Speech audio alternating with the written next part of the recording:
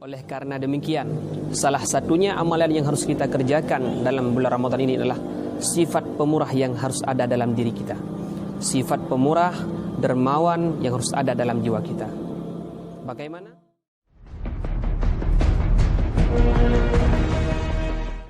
Assalamualaikum warahmatullahi wabarakatuh. Alhamdulillahi rabbil alamin.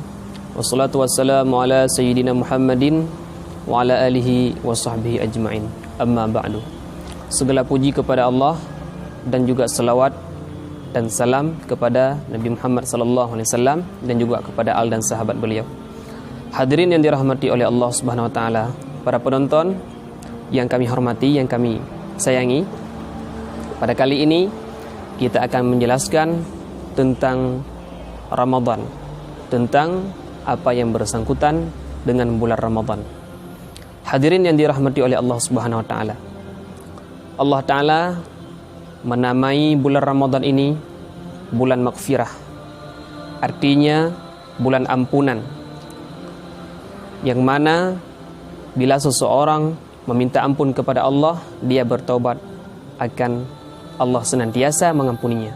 Oleh karena demikian, Allah taala menjadikan Ramadan ini bulan yang penuh maghfirah, penuh ampunan daripada Allah Subhanahu wa taala.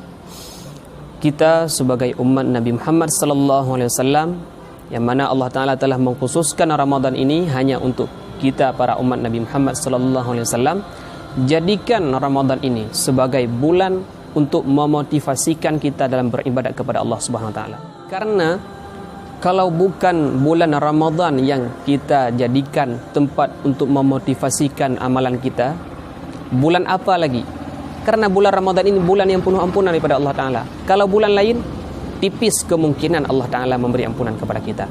Maka oleh karena demikian, jadikanlah Ramadan ini adalah bulan yang untuk kita kerjakan amalan-amalan yang sangat banyak. Hadirin yang dirahmati oleh Allah Subhanahu Wa Ta'ala, para penonton yang kami muliakan, maka oleh karena demikian, salah satunya amalan yang harus kita kerjakan dalam bulan Ramadan ini adalah sifat pemurah yang harus ada dalam diri kita. Sifat pemurah, dermawan yang harus ada dalam jiwa kita. Bagaimana? Kita ada sedikit kemampuan dari rezeki Allah Subhanahu wa taala. Ada kala harta, ada kala kekuatan, mari kita infakkan kepada teman-teman kita. Mari kita bantu mereka. Apakah teman kita, saudara kita, sanak saudara kita, sahabat karib kita, dan lain-lain. Artinya, apa saja yang kita mampu melakukannya untuk membantu mereka, coba jadikan kemampuan itu untuk menolong mereka.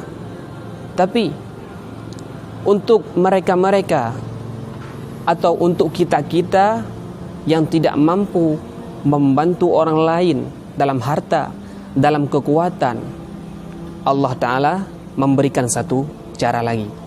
Ada satu cara lagi, Allah Ta'ala menamai mereka orang yang sangat pemurah.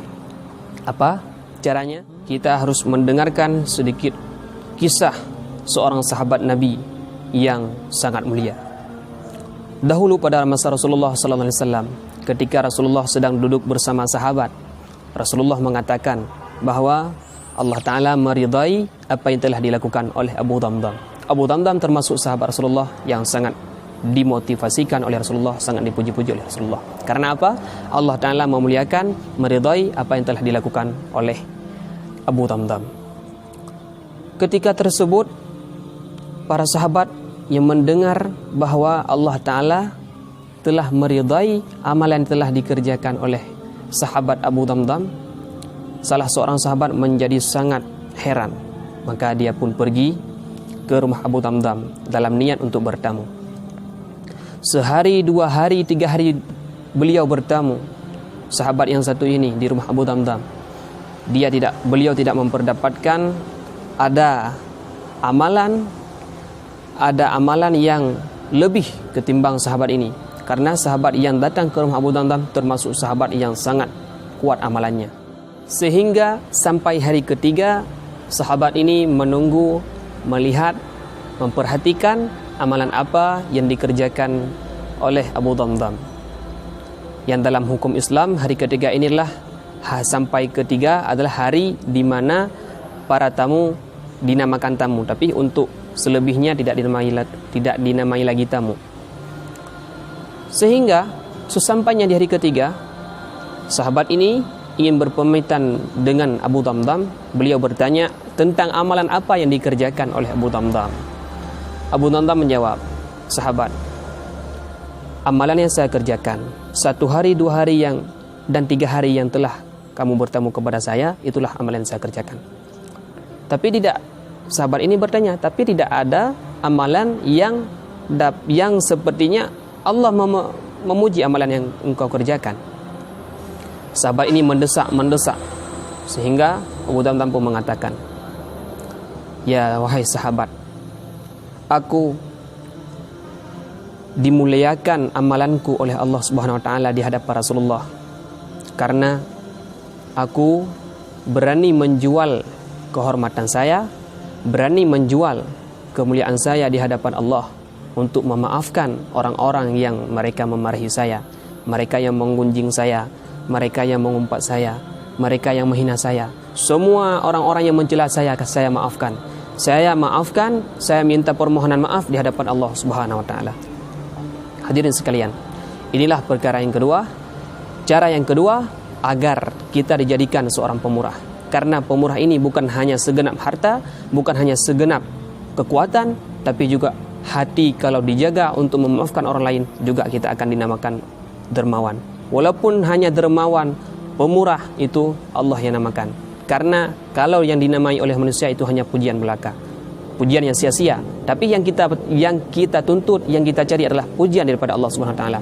Karena ketika Allah telah memuji, maka Allah telah memberi ridha kepada kita. Ketika Allah telah memberi ridha, surga yang akan diberikan oleh Allah Subhanahu wa taala. Hadirin sekalian, dalam bulan Ramadan ini, maka kita tanamkan dalam diri kita amalan-amalan yang dapat menumbuhkan ridha Allah Subhanahu wa taala.